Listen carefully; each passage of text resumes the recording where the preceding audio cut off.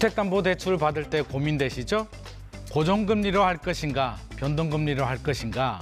마치 짜장이냐 짬뽕이냐 같은 고민입니다. 늘 맞는 답이 있을 수는 없고요. 시기에 따라 사람에 따라 달라질 수밖에 없는 문제입니다.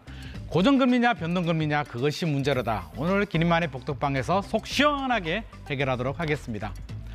고정금리의 장점과 단점은 이 그래프에서 잘 나타납니다. 보시다시피 금리가 오를 때는 고정금리가 좋습니다. 마음이 편안해지죠. 하지만 금리가 내려갈 때는 반대가 됩니다. 괜히 나만 비상금리로 손해보는 것 같은 속상함이 생기는데요.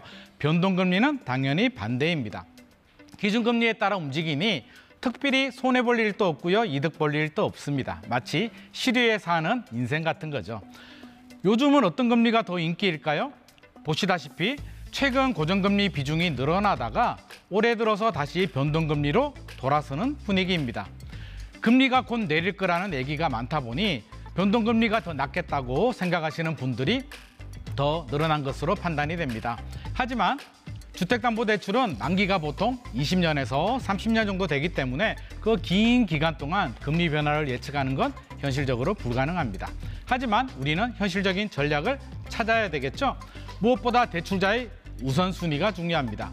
대출 한도를 늘리기보다 원리금을 한 푼이라도 줄이는 것이 중요한 분들이 있다면 금리 인하의 가능성이 큰 요즘은 변동금리가 유리합니다.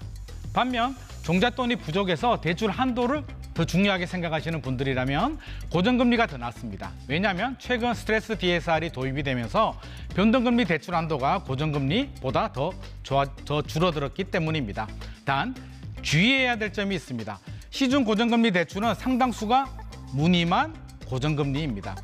3년이나 5년 등 일정 기간이 지나면 변동금리로 변하는 혼합형 대출이나 고정금리를 일정 기간마다 갱신하는 주기형 대출이 많다는 점은 유의를 하셔야 될 것 같고요.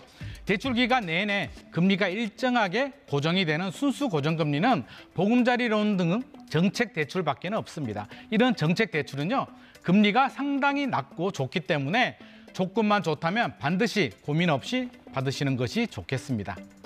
지금은 변동금리로 받았다가 금리가 다시 오를 때 오를 낌새가 보이면 고정금리로 갈아타는 것을 생각해 볼 수도 있는데요. 이때 고려해야 될 변수는 바로 중도 상환 수수료입니다. 이자 좀 아끼려다가 자칫 수수료 내고 나면 배보다 배꼽이 더 커질 수도 있기 때문입니다. 대출 갈아타기 염두를 둔다면 중도 상환 수수료가 없거나 적은 상품을 살펴보는 것이 좋겠습니다. 요즘 정부는요, 고정금리를 장려하고 있습니다.